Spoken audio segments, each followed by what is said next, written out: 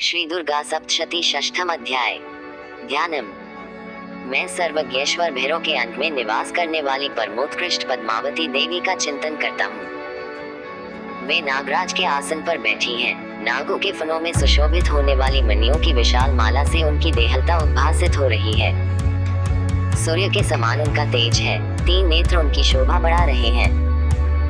वे हाथों में माला, कुंभ, कपाल और कमल लिए हुए हैं तथा उनके मस्तक में अर्धचंद्र का मुकुट सुशोभित है। ऋषि कहते हैं। 1। देवी का एक कथन सुनकर दूत को बड़ा अमर्ष हुआ और उसने दैत्यराज के पास जाकर सब समाचार विस्तार पूर्वक कह सुनाया। दूत के उस वचन को सुनकर दैत्यराज कुपित हो उठा और दैत्य सेनापति द्रुमलोचन से बोला, उसकी रक्षा करने के लिए यदि कोई दूसरा खड़ा हो तो वह देवता, यक्ष अथवा गंधर्व क्यों न हो, उसे अवश्य मार डालना। ऋषि कहते हैं। शुंभ के इस प्रकार आज्ञा देने पर वह द्रुमलोचन दैत्य 60,000 असुरों की सेना को साथ लेकर वहां से तुरंत चल दिया। वहां पहुंचकर उसने हिमालय पर रहने वाली देवी को देखा और ललकार कर कहा, अरे तू शुंभ के पास चल। यदि इस समय प्रसन्नता पूर्वक मेरे स्वामी के समीप नहीं चलेगी तो मैं बलपूर्वक झूठा पकड़कर घसीटते हुए तुझे ले चलूंगा। देवी बोली, तुम्हें दैत्यों के राजा ने भेजा है। तुम स्वयं भी बलवान हो और तुम्हारे साथ विशाल सेना भी है। ऐसी दशा में यदि मुझे बलपूर्वक ले चलोगी तो मैं तुम्हारा क्या कर सकती हूँ। 11। ऋषि कहते हैं। देवी के यो कहने पर असुर द्रुमलोचन उनकी ओर दौड़ा। तब अंबिका ने शुंभ के उच्चारण मात्र से उसे भस्म कर दिया। फिर तो क्रोध में भरी हुई दैत्यों की विशाल सेना और अंबिका ने एक दूसरे पर तीखे सारिकों, शक्तियों तथा फरसों की वर्षा आरंभ की। इतने में ही देवी का वाहन सिंह क्रोध में भरकर भयंकर गर्जना करके गर्दन के बालों को हिलाता हुआ असुरों की सेना में कूद पड़ा।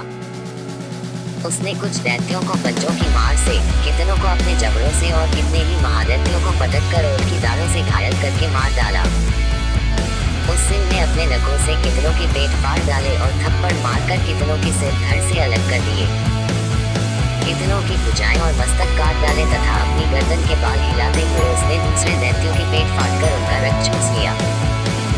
अत्यंत क्रोध में भरे हुए देवी के वाहन उस महाबली सिंह ने क्षण भर में ही असुरों की सारी सेना का संहार कर डाला।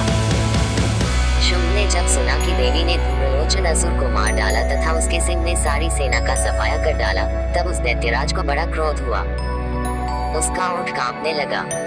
उसने चंड और मुंड नामक 2 महादैत्यों को आज्ञा दी, हे चंड और हे मुंड, तुम लोग बहुत बड़ी सेना लेकर वहां जाओ।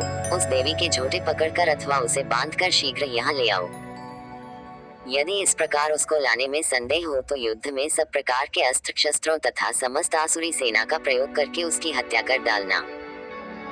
उस दुष्टा की हत्या होने तथा सिंह के भी मारे जाने पर उस अंबिका को बांधकर साथ ले शीघ्र ही लौट आना। इस प्रकार श्री मार्कंडेय पुराण में सावर्णिक मनवंतर की कथा के अंतर्गत देवी महात्म्य में धूम्रलोचन वध नामक 6ठा अध्याय पूरा हुआ। जय मां दुर्गा। जय शंकर।